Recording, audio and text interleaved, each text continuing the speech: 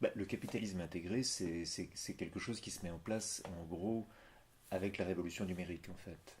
C'est l'application de la cybernétique au monde de la finance, et ça commence, en gros, dans les années 80. C'est-à-dire que, et ça arrive en même temps que le lancement, à la fin des années 70, de la mondialisation.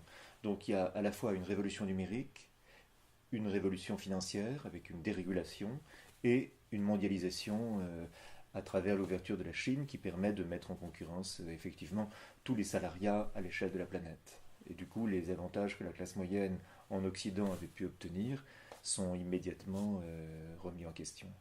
Ce que j'appelle spécifiquement le capitalisme intégré, c'est vraiment un système qui se met en place, on peut dire de manière définitive, après l'effondrement du mur de Berlin en 1989. Parce qu'à ce moment-là, il n'y a plus aucune alternative au capitalisme, alors que dans sa mouture antérieure, il y avait effectivement une autre possibilité, même si elle était catastrophique, il y avait une possibilité communiste campée en gros par l'Union soviétique.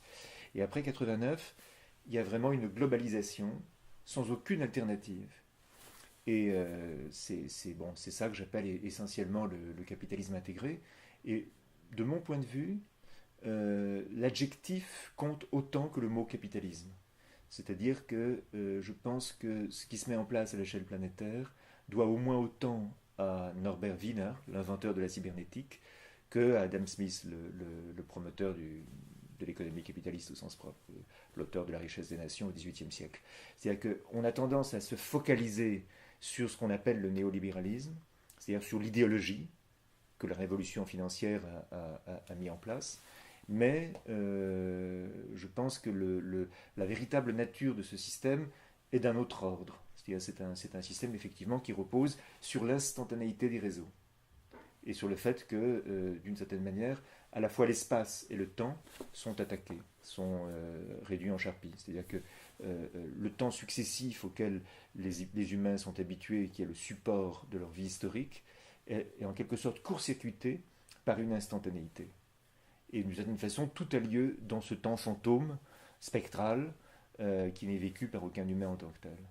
Et ce qui est frappant pour moi, c'est que la révolution financière qui est au fondement de ce que j'appelle le capitalisme intégré, a fini par s'assujettir les deux révolutions, la révolution 1917, donc le monde soviétique, qui s'est intégré, qui s'est engrainé dans le nouveau système, avec Poutine par exemple, et la révolution 1949, c'est-à-dire le système chinois. Donc le système chinois et le système russe se sont entièrement intégrés dans le dispositif globalisé. Et ça, c'est quelque chose de radicalement nouveau. C'est aussi ça l'intégration. C'est-à-dire que la possibilité par la cybernétique d'intégrer et de globaliser la planète à chaque instant.